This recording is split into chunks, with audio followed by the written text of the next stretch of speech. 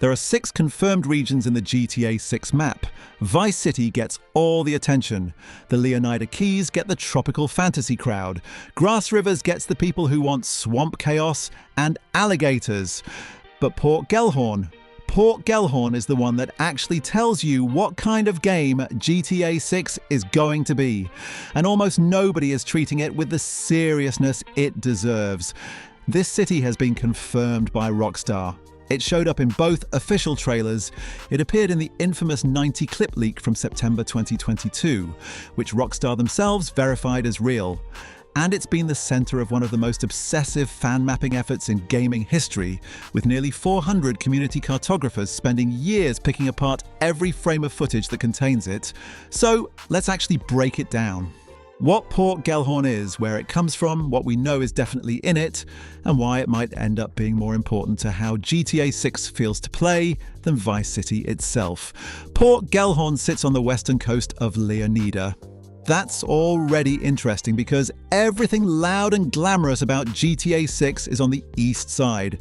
Vice City is over there. The neon, the beaches, the influencers, the money. Port Gellhorn is on the opposite side of the state, and that contrast is entirely deliberate. Rockstar's own promotional website describes the region in a way that tells you everything. The official description calls it Leonida's Forgotten Coast, and then it lays out exactly what that means. Cheap motels, shut-down attractions, empty strip malls that won't bring the tourist back. And then this line, which is maybe the most Rockstar sentence they've ever written about a location: there's a new economy in this once popular vacation spot. It's fueled by malt liquor, painkillers, and truck stop energy drinks. Jump on a dirt bike and hold onto your wallet. That's not marketing copy, that's a character description for an entire city. The real-world inspiration for Port Gellhorn is a mix of several places along Florida's Gulf Coast. The GTA Wiki and multiple fan mapping communities have identified the primary inspiration as Panama City, Florida, and its surrounding Bay County municipalities, particularly the smaller towns of Parker, Callaway, and Springfield. If you know anything about that part of Florida, you understand the vibe immediately. It's not the Florida that ends up on postcards. It's the Florida people drive through on the way somewhere else, where the Dollar General is the nicest building on the block and the motels still have signs advertising weekly rates. The seaport area of Port Gellhorn has separately been identified as modelled after Port Tampa Bay. And the Gellhorn International Raceway, which we'll get to in a moment, lines up almost exactly with Gainesville Raceway when you overlay the leaked map coordinates against real satellite imagery. A fan mapping community member named Giovanni Ochentirado, 48, made that discovery, and the match is close enough that multiple outlets have covered it as essentially confirmed. So Rockstar has built a city from at least 3 different real Florida locations, stitched together into something that feels like its own coherent, deeply believable place. That's actually how they've always built their worlds, but the specificity here is unusually high. Now, what's actually in Port Gellhorn?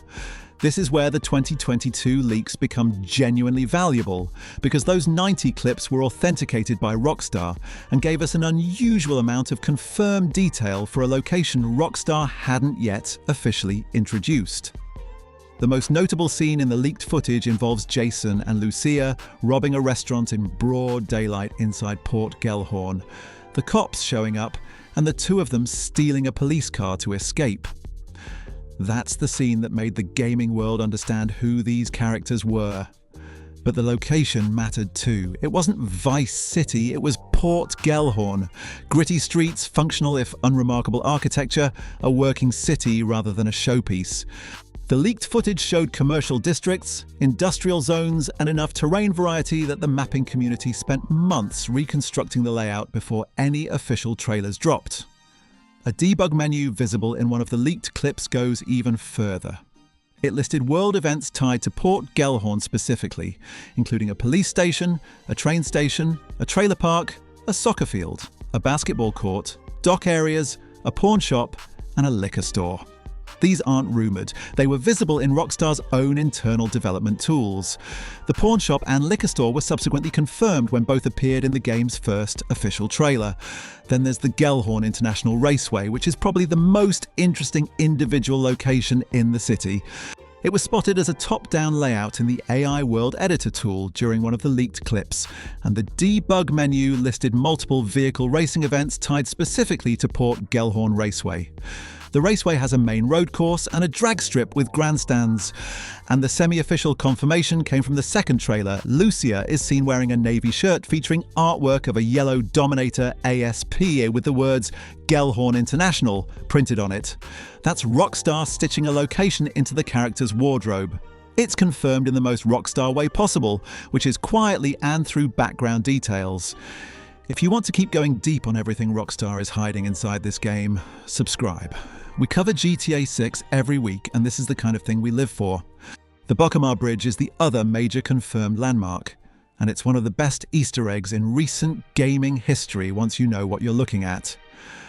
Bokamar combines the Spanish words for mouth and sea, so the name literally means mouth of the sea.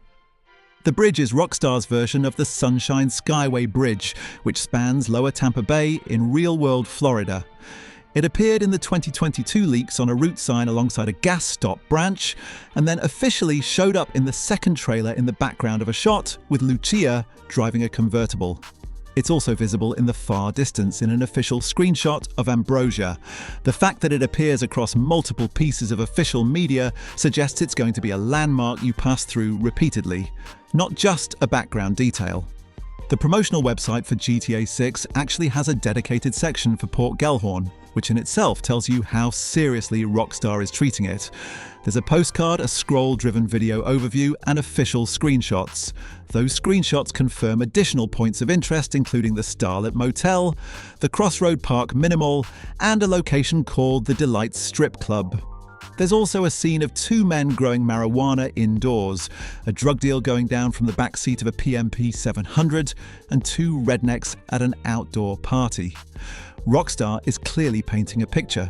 This is a place where a certain kind of business gets done away from the cameras that cover Vice City. The Crossroad Park Minimal is worth dwelling on for a second because it's a detail that a lot of people scrolled past. A minimal, not a luxury shopping centre, not a boutique district.